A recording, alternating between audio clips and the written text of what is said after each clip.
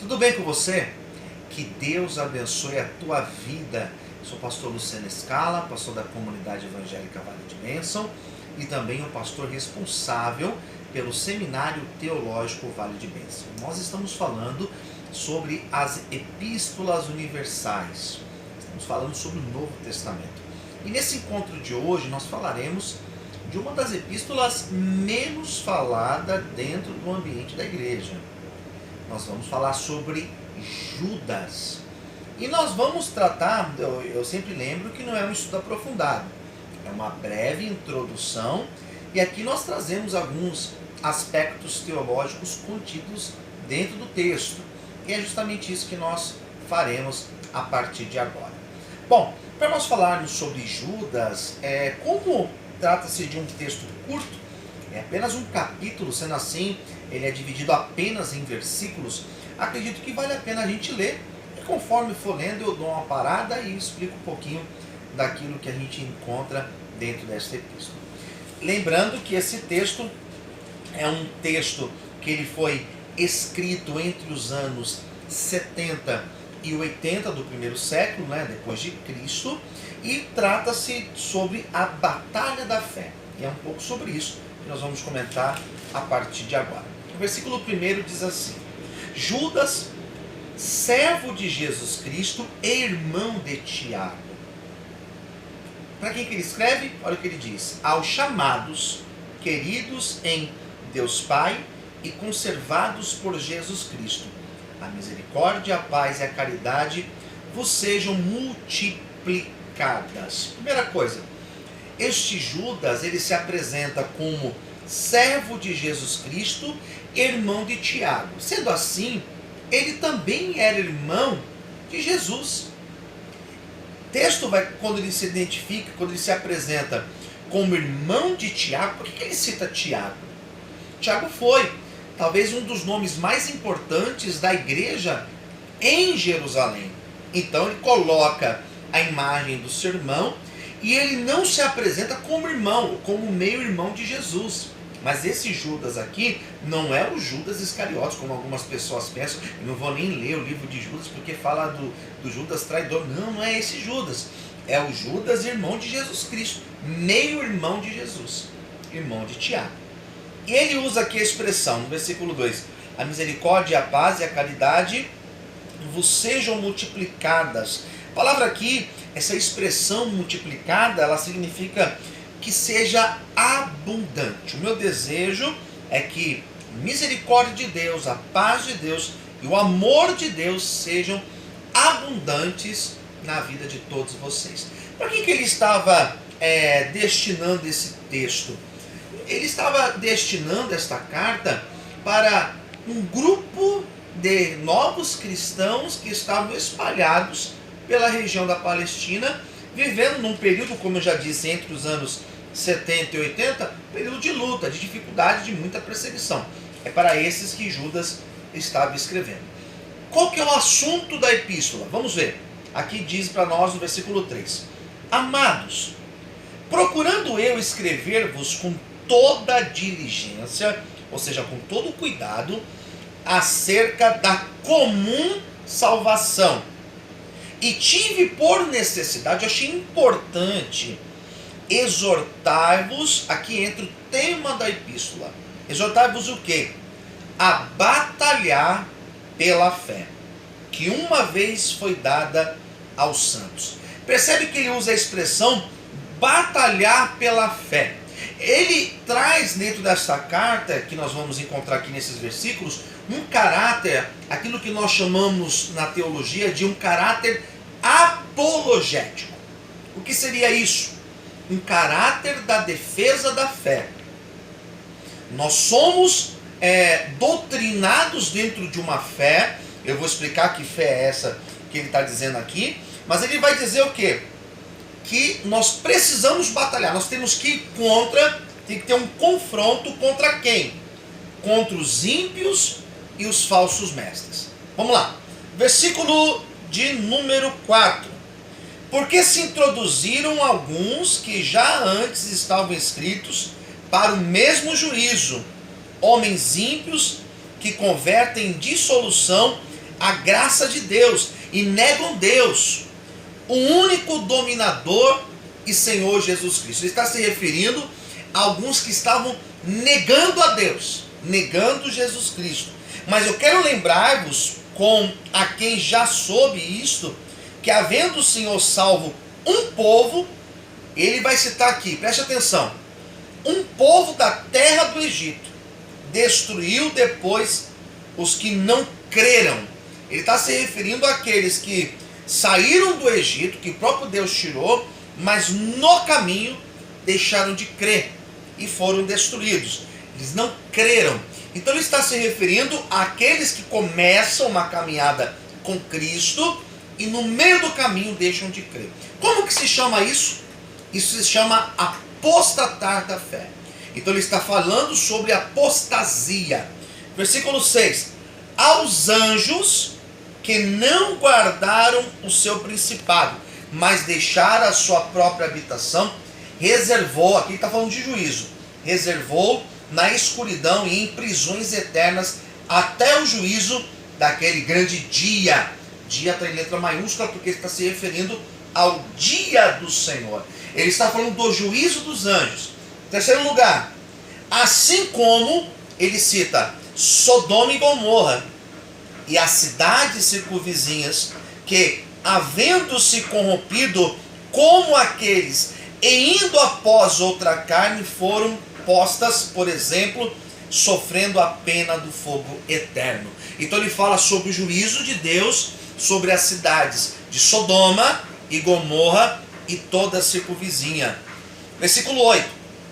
Contudo também estes, semelhantemente adormecidos, contaminam a sua carne, rejeitam a dominação e vituperam as autoridades. 9.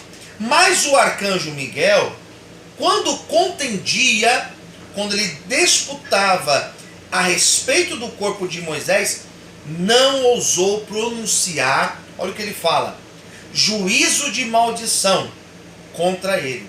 Mas disse: o Senhor te repreenda. Percebe que ele, quando fala dessa batalha espiritual contra os demônios, contra as potestades, ele mesmo vai dizer que o arcanjo Miguel, arque significa chefe, o chefe dos anjos, o arcanjo Miguel, não ousou lançar uma palavra de maldição aos demônios. Percebe que ele não fala para nós desafiarmos os demônios, chamarmos demônios pelos nomes, mas ele está dizendo o quê?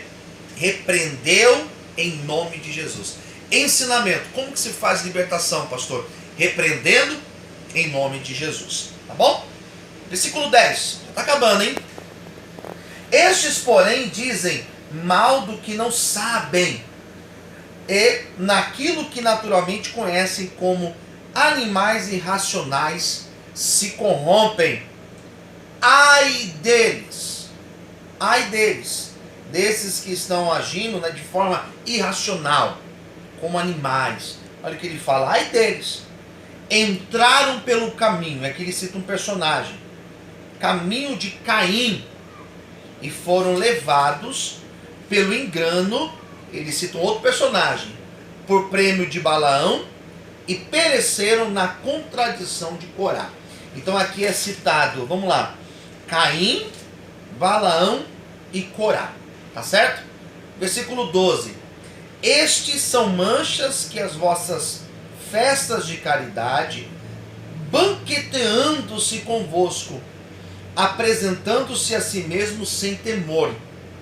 São nuvens, ele está falando sobre as festas dos judeus, desses que estão de forma equivocada, errada, na presença de Deus. Olha o que ele fala.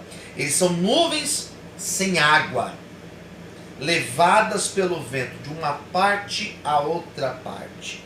São como árvores murchas e infrutíferas, 2 vezes mortas e desraigadas. Ondas impetuosas do mar, que escumam as suas mesmas abominações. Estrelas errantes, para os quais está eternamente reservada a negrura das trevas. Ele se refere ao juízo. E estes profetizou também. Olha quem ele cita aqui. Enoque. Quem é Enoque? O sétimo depois de Adão. Aquele que andou com Deus. Eis que vindo o Senhor com milhares dos seus santos, para fazer juízo contra todos os que condenar, dentre eles todos os ímpios, por todas as suas obras de impiedade, que impiamente cometeram, e por todas as duras palavras que os ímpios pecadores disseram contra ele. Olha que dureza que ele fala. Aqui, quando ele cita Enoque, existe um texto de Enoque. Enoque, ele é mais ou menos ali o texto, a obra é mais ou menos colocada 100 anos antes de Cristo. E ele, quando cita Enoque, ele está dizendo da profecia de Enoque, da validade da profecia de Enoque. Mas não significa que o texto, que não é canônico, é apócrifo, de Enoque, deve ser considerado canônico. Ele não faz uma defesa da obra atribuída a Enoque. Ele está dizendo que as palavras de Enoque são palavras que as profecias dele, elas devem ser consideradas. Mas não significa que o texto atribuído a Enoque é um texto canônico. Isso a gente pode compreender lendo esse texto de Judas. Tá bom? Para terminar, 16. Estes são murmuradores, queixosos da sua sorte, andando segundo as suas concupiscências, cuja boca diz coisas muito arrogantes, admirando as pessoas por causa de interesses. Ele fala da postura ética. Percebe que o texto de Judas ele é duro e fala sobre uma postura ética que o cristão deve ter. Mas vós, amados, lembrai-vos das palavras que lhe foram preditas pelos apóstolos de nosso Senhor Jesus Cristo. Ele está fazendo menção, sobretudo, à segunda epístola de Pedro. Percebe que aquilo que Judas vai colocar, existe uma semelhança muito grande com a segunda epístola de Pedro. É por isso que ele faz essa menção. Os quais vos diziam que no último tempo haveria. Como que os homens seriam? Eles seriam escarnecedores e andariam segundo as suas ímpias concupiscências. Estes são os que causam divisões. Ele fala divisões sensuais que não tem um espírito. Espírito maiúsculo, porque ele está se referindo ao Espírito Santo. A última parte agora, ela é chamada de exortação final e a doxologia final. Percebe o que ele diz? Mas vós, amados, edificando-vos a vós mesmos sobre a vossa santíssima fé, orando no Espírito, conservai-vos a vós mesmos na caridade de Deus, na prática do amor de Deus, esperando a misericórdia de nosso Senhor Jesus Cristo para a vida eterna. 22. E apiedai-vos de alguns que estão duvidosos. Salvai alguns, arrebatando-os do fogo. Tende deles misericórdia com temor, aborrecendo até a roupa manchada da carne. Ora, aquele que é poderoso para vos guardar de tropeçar e apresentai-vos irrepreensivelmente com alegria perante a sua glória. Ao único Deus, Salvador do nosso Senhor Jesus Cristo, nosso Senhor, seja glória e majestade, domínio e poder, antes de todos os séculos e agora para todos sempre. Amém.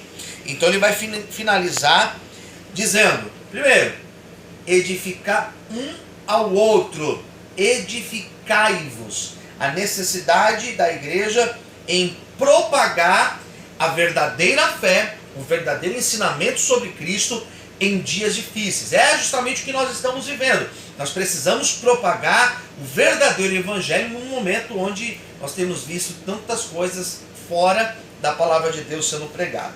Então ele fala sobre edificar sobre a fé, orando no Espírito, é a segunda recomendação que ele dá, orando uma vida de constante oração, essa é uma recomendação de Judas. Em terceiro lugar, ele vai falar sobre permanecer na esfera do amor a prática do amor. Então ele coloca como a prática da caridade algo necessário para o verdadeiro cristão. Em último lugar, almejando e aguardando a volta do Senhor Jesus Cristo. Essa também deve ser a postura do verdadeiro cristão. Espero que você tenha gostado desse nosso encontro de hoje. Se inscreva no nosso canal no YouTube, Comunidade Evangélica Vale de Bênção. Procure aí, Luciana Scala. Ative as notificações e assim que eu postar alguma novidade, você receberá em primeira mão. Que Deus te abençoe e até o próximo encontro.